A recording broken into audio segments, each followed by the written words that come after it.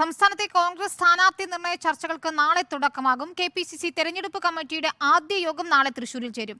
AICC screening committee അംഗങ്ങളും പങ്കെടുക്കുന്നുണ്ട്. സാധ്യത സ്ഥാനാർത്ഥി പട്ടിക യോഗത്തിൽ തയ്യാറാക്കുമെന്നാണ് സൂചന.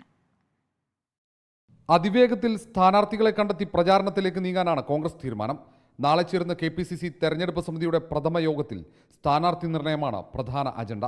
AICC തെരഞ്ഞെടുപ്പ് സ്ക്രീനിംഗ് കമ്മിറ്റി ചെയർമാൻ ഹാരിഷ് ചൗധരിയും അംഗങ്ങളും തൃശൂരിൽ നടക്കുന്ന യോഗത്തിൽ പങ്കെടുക്കുന്നുണ്ട്.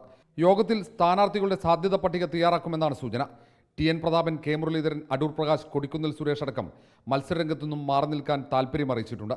പക്ഷേ ഈ കാര്യത്തിൽ ഹൈക്കമാൻഡ് അന്തിമ തീരുമാനമെടുത്തിട്ടില്ല. സിറ്റിംഗ് MPമാർ എല്ലാവരും മണ്ഡലം കേന്ദ്രീകരിച്ച് പ്രവർത്തിക്കാനാണ് ഹൈക്കമാൻഡ് നിർദ്ദേശം. അതേസമയം KPCC അധ്യക്ഷൻ എന്ന നിലയിൽ K സുധാകരന് ഇളവ് നൽകും. കണ്ണൂരിലും ആലപ്പുഴയിലും സ്ഥാനാർത്ഥികളെ കണ്ടെത്തേണ്ടി വരും. വിജയസാധ്യത പരിഗണിച്ചാണ് സ്ഥാനാർത്ഥി നിർണയം. കനകോലുവിൻ്റെ സർവേ റിപ്പോർട്ട് നിർണായകമാകും. തെരഞ്ഞെടുപ്പ് തന്ത്രങ്ങളും യോഗത്തിൽ ചർച്ചയാകും. 2019 വിജയം ആവർത്തിക്കാൻ ലക്ഷ്യമിട്ടാണ് കോൺഗ്രസ് തയ്യാറെടുപ്പ്.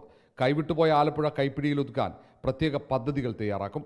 സ്ക്രീനിംഗ് കമ്മിറ്റി അംഗങ്ങൾക്ക് പുറമെ സംഘടനാ ചുമതലയുള്ള AICC general secretary KC Venugopal, Deepa Das Munshi എന്നിവരും യോഗത്തിൽ പങ്കെടുക്കും. Reporter R Roshipal, in reporter, Thiruvananthapuram.